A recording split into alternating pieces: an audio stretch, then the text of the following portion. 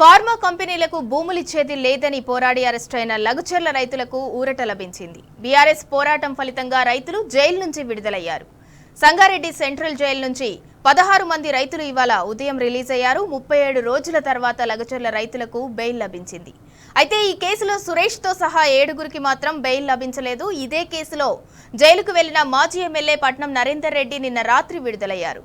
కేసుపై విచారణ జరిపిన నాంపల్లి స్పెషల్ కోర్టు షరతులతో కూడిన బెయిల్ మంజూరు చేసింది. బెయిల్ రావడంపై బాధిత రైతులు, వారి కుటుంబాలు, బీఆర్ఎస్ శ్రేణులు హర్షం వ్యక్తం చేస్తున్నాయి.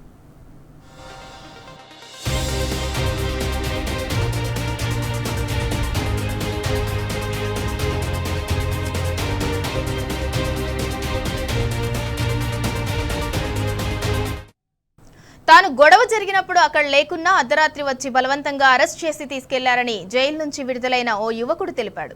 గొడవలో తాను లేకున్నా అరెస్ట్ చేశారని వినోద్ అనే యువకుడు వాపోయాడు. తన ప్రాణాలైనా ఇస్తాం, కానీ కంపెనీకు మాత్రం మాకొద్దు అంటున్నారు. వాళ్ళిచ్చే జాబులు వద్దు, మాకు మా వ్యవసాయమే ముద్దు అని వినోద్ తెలిపాడు. సీఎం రేవంత్ రెడ్డి 9 నెలలుగా భూమి ఇవ్వాలంటూ తమను ఇబ్బంది పెడుతున్నారని మరో రైతు వాపోయాడు. కూలీ పనికి పోయినా తనను అక్రమంగా అరెస్ట్ చేశారని తెలిపారు. మీరిచ్చే 10 లక్షలు వద్దు, ఉద్యోగము వద్దు, మా భూమి మాకే కావాలని రైతులు అంటున్నారు.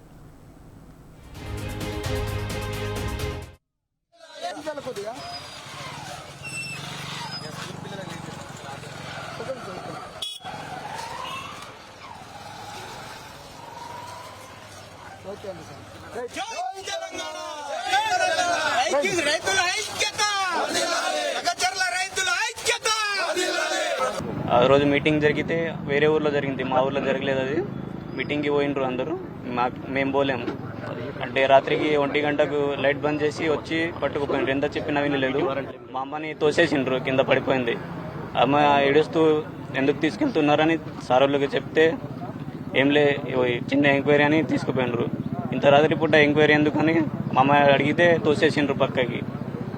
ఇంకా స్టేషన్లో ఎక్కించి తీసుకుపోయినారు. ఆ స్టేషన్లో మేము మా ప్రూఫ్ ఏంటి, వీడియోలో ఉన్నామా అని చెప్తే వినలేదు. అంటే కొట్టిండ్రు. ముంబైలో ఉన్నాం. ముంబైలో వచ్చి 10 రోజులు అయింది. నా పేరు వినోద్, పాతల వినోద్. నాది రోడ్డుబండ తండ. కలెక్టర్ ఘటన జరిగిన రోజు మేము ఉన్నాం అక్కడ, కానీ దాడి చేయలేం కానీ రాత్రి 1 గంటకు వచ్చిర్రు, తలుపులు కొట్టిర్రు. మా ఆడవాళ్ళు ఎంత వద్దన్న ఆడవాళ్ళని దోసి మమ్మల్ని అక్రమంగా అరెస్ట్ చేసిర్రు. పరిగి జైలుకి తీసుకొచ్చిర్రు. రాత్రి అక్కడ పెట్టి మార్నింగ్ టిఫిన్ ఇచ్చిన తర్వాత మమ్మల్ని అందరినీ ఒక్కొక్క రౌండ్ కొట్టిర్రు. కొట్టిన తర్వాత కోర్టుకి తీసుకువెళ్ళి కొడంగల్ కోర్టుకి మళ్ళా నైట్ 12-1 అయినప్పుడు పరిగి సబ్ జైలుకి తరలించారు. అక్కడ 2 రోజులు ఉండి అక్కడ నుంచి సంగారెడ్డి జైలుకి వచ్చినాం. అసలుకి ఆ సంఘటనకి మాకు సంబంధమే లేదు సార్. ఆ వీడియోలో మేము లేము, మేము కొట్టలేదు అంటే గిట్టాగా వినలేరు. అయినా గిట్టంగా అక్రమంగా అరెస్ట్ చేసి మమ్మల్ని కొట్టారు. ఏది ఏమైనా మా ప్రాణాలైనా ఇస్తాం, కానీ మా భూములు మాత్రం ఇవ్వం. ఏ కంపెనీ వద్దు మాకు, ఆయన ఇచ్చే జాబ్లు గిట్టంగా వద్దు. మా భూములే మాకు, మా వ్యవసాయం మాకు ముద్దు. అయితే సార్ నేను వ్యవసాయం చేసుకుంటా కూలి పనికి వెళ్ళిపోయేవాడిని సార్. భూమి కోసం కావాలి 9 నెలల నుంచి సార్ తిప్పలు పెడుతుడు సార్. రేవంత్ రెడ్డి సార్ గారు, ముఖ్యమంత్రి రేవంత్ రెడ్డి సార్ గారు అక్కడ కొండరెడ్డిపల్లి ఇడిసిపెట్టి ఇక్కడ మాకు పూలేపల్లి, హకీంపేట్, లగచెర్ల, పుల్చెర్లకూడ తాండా, ఆర్బీ తాండా, ఈ 2 తండాలు 3 గ్రామ పంచాయతీల ఊర్లు భూములు కావాలి. ఫార్మా కంపెనీ వేస్తా కాంట్రాని మాకు ఇబ్బంది పెడుతున్నాడు సార్. 9 నెలల నుంచి మేము ధర్నాలు చేసుకుంటే సార్ ఎవరు రావట్లేదు సార్. సార్తో కలపనికి పోతే కూడా సార్ ఎందుకు సార్ మా భూములు ఎందుకు ఇచ్చి పెట్టాలి సార్? మేము బీద వాళ్ళం సార్. 2 ఎకరాలు ఎకరం ఉన్నోళ్ళం సార్. మేము భూములు ఇచ్చి ఎక్కడ పోవాలి సార్? ఇప్పుడేమో ఎకరకు 10 లక్షలు ఇస్తా, ఇంటికి ఒక ఉద్యోగం అంటున్నాడు సార్. 10 లక్షలు వద్దు సార్, ఆ ఇంటికి ఒక ఉద్యోగం వద్దు సార్. భవిష్యత్తులో మాకు సీఎం కూడా వద్దు సార్. మేము భూమి ఇవ్వదలుచుకోలేము సార్. ఆ భూమి మీదనే బతుకుతాం సార్. మేము భూమి ఇచ్చే ప్రసక్తే లేదు సార్. మాకు దాడి ఘటనలో, నేను కలెక్టర్ ఘటనలో లేదు సార్. అవుటీ శేఖర్ ఘటనలో కూడా లేదు సార్. కూలి పనికి వెళ్ళిపోయినా సార్. కూలి పనికి వెళ్ళిపోయి సార్ నేను మా భార్య బెడ్రూమ్ లో వండుకుంటే సార్ 6 మంది పోలీసులు వచ్చి సార్ మా భార్య వద్దుకెళ్ళి నన్ను లేపుకొని వచ్చింది సార్. డిసెంబర్ పాడేసింది సార్. ఎందుకు సార్? నేను లేనే లేదు సార్. సార్ కలెక్టర్ కేసులో లేదు సార్. మాట్లాడలేదు సార్. 6 మంది పోలీసులు సార్. మా పక్షాన నిలబడి ఈ రోజు మాకు మద్దతు తెలిపి ఈ రోజు బెయిల్ ఇప్పించి బయటకు తీసుకొచ్చి అందరికి ధన్యవాదాలు తెలుపుకుంటున్నా. ఈ సంఘటన ఇప్పటికీ నన్ను అరెస్ట్ ఎందుకు చేశారో నాకే అర్థం కావట్లేదు. ఆ రోజు సంఘటన జరిగిన రోజు నేను ఉన్నది కోళ్ల ఫారంలో. నాతో పాటు 8 మంది 10 మంది ఇంచుమించుగా వ్యవసాయ పనులు చేసుకుని ఇంటికాడ వచ్చి మేము నిద్ర చేసుకోవడమే మాకు బుద్ధి తక్కువ పని. అదే మాకు ఈ రోజు 39 రోజులు జైల్లో పెట్టడానికి కారణమైపోయింది. ఏ విధంగా అరెస్ట్ చేస్తారు మమ్మల్ని? మీకు నిందితులు ఎవరో తెలియదు, అమాయకులు ఎవరో తెలియదు, తెలుగు అనాథం పోలీస్ స్టేషన్లో కొట్టిపించి ఈ రోజు 39 రోజులు జైలు వేయించి మా కుటుంబాల గౌరవాలను మొత్తం రోడ్డు మీకు తెచ్చి ఈ రోజు ప్రభుత్వం చాలా తప్పు చేసింది. ఇంకోటి, ఆ రోజు అర్ధరాత్రి 12-1 మధ్యలో జరిగిన సంఘటన, దాడి జరిగింది విధేయం ఏమో కానీ అర్ధరాత్రి జరిగిన సంఘటన వస్తే పాకిస్తాన్ ఇండియా బార్డర్లో జరిగిన సిచ్యువేషన్ కనిపించింది. ఆ రోజు మిగతా వాళ్ళకి తొందరగా బెయిల్ ఇప్పించి మా మీద ఉన్న మొత్తం కేసులు ఎత్తేవాల్సిందిగా మేము గవర్నమెంట్ విన్నవించుకుంటున్నాం. సౌదీలో పనిచేస్తా సార్. నేను సౌదీ నుంచి వచ్చి చుట్టి మీద వచ్చిన 3 నెలలు చుట్టి వచ్చినా సార్. ఆ రోజు నైట్ నేను ఆర్టీఓ ఆఫీస్ నుంచి వచ్చి 6:30కి వచ్చినా సార్. ఇంటికి వచ్చి భోజనం చేసి టీ చేసి పడుకున్నాను సార్. 1:30కు సబిటేషన్ బంద్ చేసిరు, నెట్ బంద్ చేసిరు.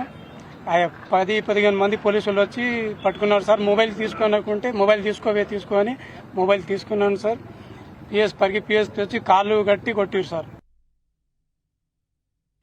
అయితే 17 మంది ఇక్కడ రిలీజ్ కావడం జరిగింది. మిగతా వాళ్ళు కూడా తర్వాత అరెస్ట్ అయినటువంటి వాళ్ళు కొంతమంది ఇంకా ఉన్నారు. వాళ్ళందరూ కూడా తప్పకుండా బెయిల్ పిటిషన్స్ నడుస్తున్నాయి.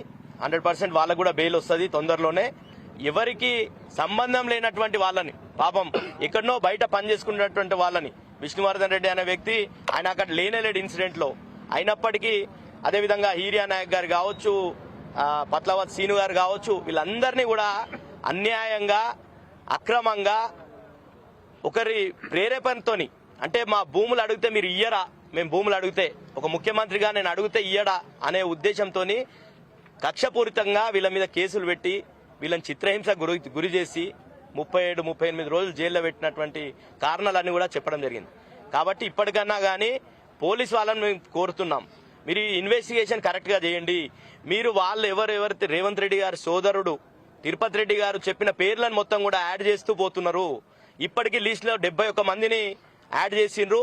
ఇంకా కూడా ఉన్నారు అదర్స్ అని చెప్పి, ఎవరైతే సురేష్ కావచ్చు ఇంకోరు కావచ్చు కన్ఫెషన్ చెప్పనటువంటి పేర్లను అన్ని కూడా ఎవరైతే బీఆర్ఎస్ పార్టీ సానుభూతి పరులు కావచ్చు, రైతుల పక్షాన అక్కడ పోరాటం చేస్తున్నటువంటి వాళ్ళందరి పేర్లను ఇంక్లూడ్ చేసే ప్రయత్నం చేస్తున్నారు. తప్పకుండా బీఆర్ఎస్ లీగల్ సెల్ గా ఈ రైతుల మీద పెట్టినటువంటి కేసులు కొట్టేసే వరకు బీఆర్ఎస్ లీగల్ సెల్ పనిచేస్తుంది. ముఖ్యమంత్రి సొంత కాన్స్టిట్యున్సీ అయినటువంటి కొడంగల్లో లగచల్ర గ్రామంలో జరిగినటువంటి ఇష్యూ రాష్ట్ర వ్యాప్తంగా సంచలనం సృష్టించిన విషయం మనకు తెలిసిందే. ముఖ్యంగా రెక్కల కష్టం నమ్ముకొని మరి చిన్న చితక భూములు ఉన్నటువంటి గిరిజన రైతులను ముఖ్యమంత్రి కాన్స్టిట్యున్సీనే మరి ఫార్మాసిటీ పేరు మీద తెలంగాణ రాష్ట్రం వస్తే అయితే బాగుపడతామని చెప్పి గిరిజనులు ఆ రోజు ఉద్యమం నుంచి ఇప్పటిదాకా తెలంగాణ అభివృద్ధి కోసం కోరుకుంటా ఉన్నారు. అదే గిరిజనులను ఇలా కాంగ్రెస్ ప్రభుత్వం వచ్చినాక మరి వాళ్ళని అరెస్టు చేసి జైల్లో పెట్టి హీరియా నాయక్ అయిన నాయకుడు సంబంధించిన మాజీ సర్పంచ్ వారికి హెల్త్ బాగాలేకుంటే కూడా మరి బేడీలు వేసుకుని హాస్పిటల్ పోయిన చరిత్ర ఈ దేశంలోనే మొట్టమొదటిసారిగా జరిగిన విషయం మనకు తెలుసు. ఇప్పటికైనా సరే రేవంత్ రెడ్డి గారు లగచర్ల గ్రామంలో ఉన్నటువంటి ఫార్మాసిటీ పేరు మార్చి మన భూములు తీసుకోవడం కాదు. ఇప్పటిదాకా రైతు సోదరులు అందరూ చెప్పిరాళ్ళు, ఒక్క గుంట భూమి కూడా మేము వదులుకోమని చెప్పారు. బీఆర్ఎస్ పార్టీ తప్పకుండా వాళ్ళకి అండగా ఉంటుంది. ఒక్క గుంట భూమి కూడా వాళ్ళని తీసుకోవద్దని చెప్పి సందర్భంగా ముఖ్యమంత్రి గారిని హెచ్చరిక చేస్తా ఉన్నాం. బేషరతుగా ఇప్పటికైనా గిరిజన రైతులందరి కేసులు ఎత్తేయాలి, ఒక్కరి మీద కూడా కేసు ఉండొద్దు, వాళ్ళ భూములు తీసుకోవద్దని చెప్పి బీఆర్ఎస్ పార్టీ డిమాండ్.